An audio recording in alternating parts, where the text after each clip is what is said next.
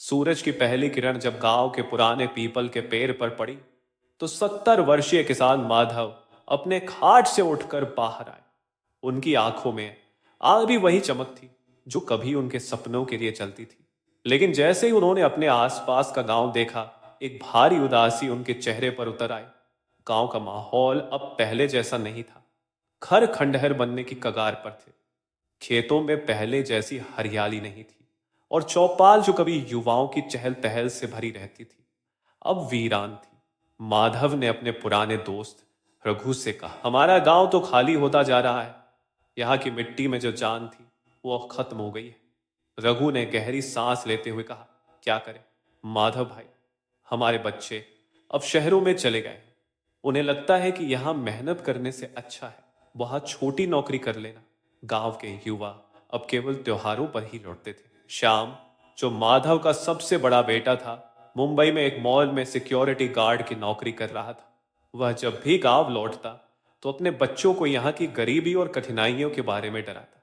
श्याम ने एक बार कहा था, बाबा यहाँ रहकर क्या करेंगे, यहाँ तो केवल मुश्किलें हैं।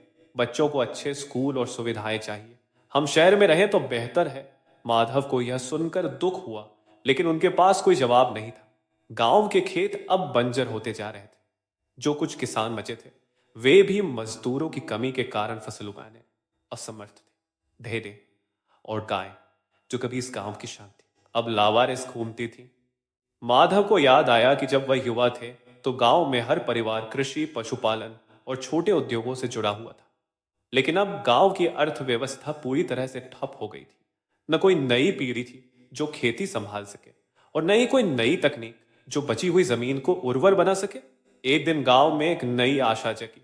नीता, जो गांव की ही एक लड़की थी और अब शहर में पढ़ाई कर रही थी, लौट कर आई। उसने गांव वालों को एक नई योजना के बारे में बताया। उसने कहा, हमारे गांव में अभी भी बहुत क्षमता है। अगर हम यहाँ जैविक खेती और पर्यटन को बढ़ावा दें तो यह गांव दोबारा जीवित हो सकता है। नीता ने गांव में एक सहकारी समिति बनाई और युवाओं को वापस बुलाने का अभियान शुरू किया। उसने उन्हें यह यकीन दिलाया कि शहर में छोटी नौकरियों से बेहतर है कि वे अपने गांव को आत्मनिर्भर बनाएं।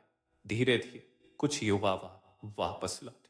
उन्होंने नई तकनीक का इस्तेमाल करके खेती शुरू की और गांव के पुराने तालाब को साफ कर मछली पालन शुरू किया। कुछ वर्षों बाद माधव ने देखा कि गांव में दोबारा रौनक लौट रही थी। खेतों में फसलें लहराने लगी और चौपाल पर फिर से बच्चों की हंसी गूंजने लगी। माधव ने अपनी लाठी पर झुकते हुए रघु से कहा, शायद अब हमारे बच्चों को समझ आ गया है कि जड़ों से कटकर कोई भी फलदार नहीं बन सकता। हमें अपनी मिट्टी की कद्र करनी चाहिए।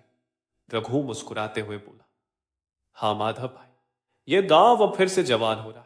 युवा पलायन न केवल ग्रामीण अर्थव्यवस्था को नुकसान पहुंचाता है बल्कि एक समृद्ध समाज की संभावनाओं को भी कमजोर करता है।